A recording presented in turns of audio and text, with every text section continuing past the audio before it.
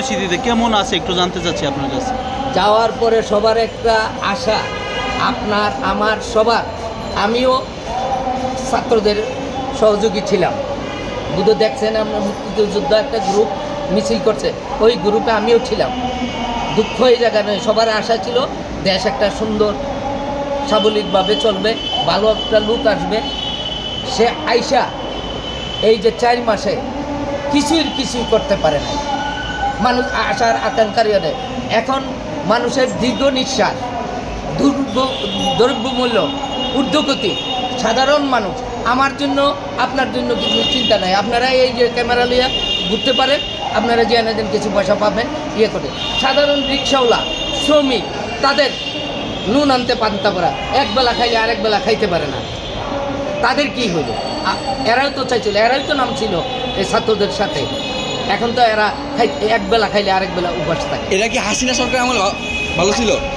ওই সময় তো বিজেপি কার্ড দিছে, তাদেরকে ভাতা দিছে।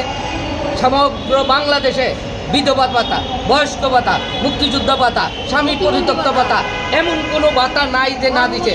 গর্ভবতী ভাতা সবাই পাইছে, চলতে পারছে। যদি রিক্সা না চালাইতে পারতে, তার বিধবা ভাতা দিয়া, তার ভাতা দিয়া চলতে, মাসিক যে চাউলটা দিছে এটা দিয়ে চলতে পারছে। এখন তো তারা রিক্সাও ভালো করে চালাইতে পারে না। রিক্সা চালাইয়া যখন বাসায় যা, তখন দেখা যায় যে মগরা ছিনতাই করে তাদের টাকা লুয়ে যায়। এখন তো সাধারণ মানুষ রাস্তা দিয়ে হাঁটার কোনো ইয়ে নাই। যেমন আমার কালকে 10 নম্বর থেকে আমি মেট্রো রেল উঠুম, থাপাতে আমার মোবাইলটা লুয়ে গেছে। এইটা তো ছিল।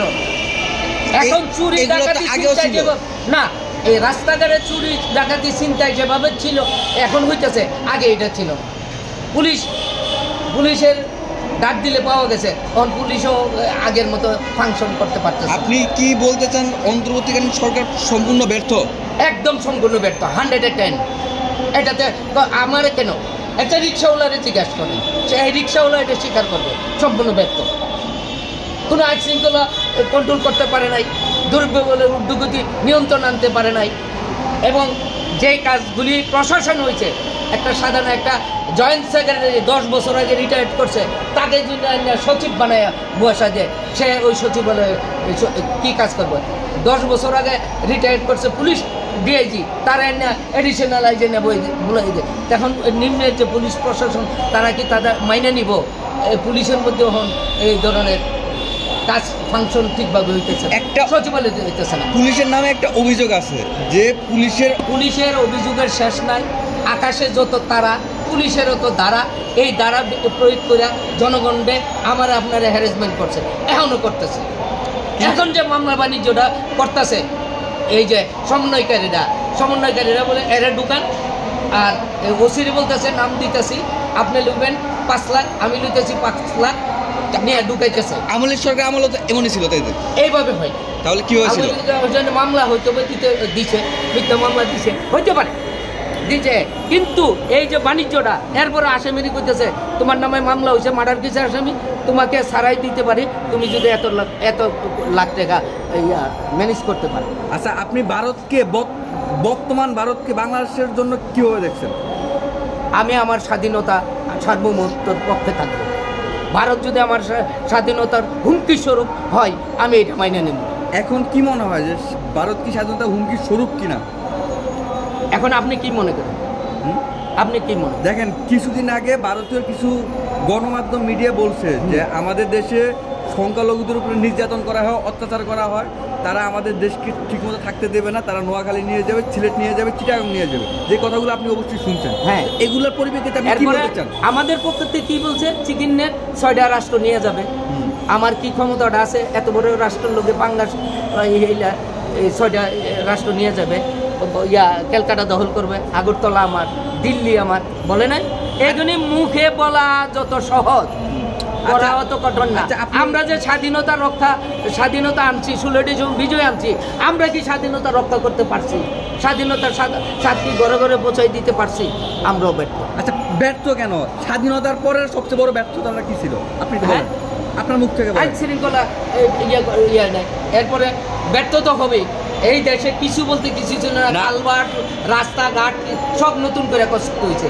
এরপরে যারা নেতৃত্বে ছিল তারা অনেক দুর্নীতি করছে। আচ্ছা, আপনি যেহেতু স্বাধীনতা একবার বাকশাল কায়েম করছে, এই বিষয়ে আপনি কি বলবেন? আসলে বঙ্গবন্ধু এককভাবে বাকশাল করে নাই, সব দলের লোকেরা নিয়ে বাকশাল ইয়ে করছে।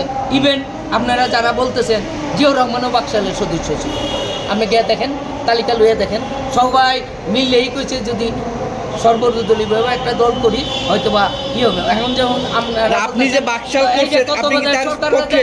সবাই যে চাপ দিতেছে যে কি সরকার এটা সর্বদলীয় সর্বদলীয় সরকার করতে যাইয়া বই আসারে ব্যর্থ হয়েছে, মিলতে পারে না। ওই সময় বাকশাল এটা সর্বদলীয় নাম দিছে বাকশাল, কিন্তু এটা সর্বদলীয় উঠছে।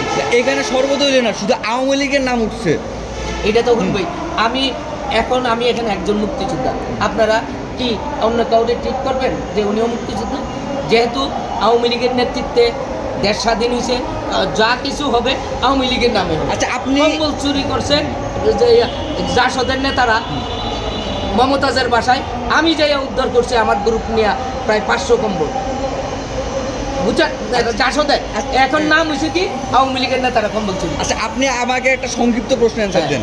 এই যে এত কষ্ট করে আওয়ামী লীগের অনেক নেতাই এটার বিপক্ষে ছিল, এবং আওয়ামী লীগের এমপিরা পর্যন্ত সংসদে দাঁড়াইয়া বিবৃতি দিচ্ছে। আপনি দেখেন, তখন আনোয়ার হোসেন মঞ্জু ইত্তেফাকে আওয়ামী লীগের ছিল, সংসদ সদস্য ছিল, প্রতিবাদ করছে।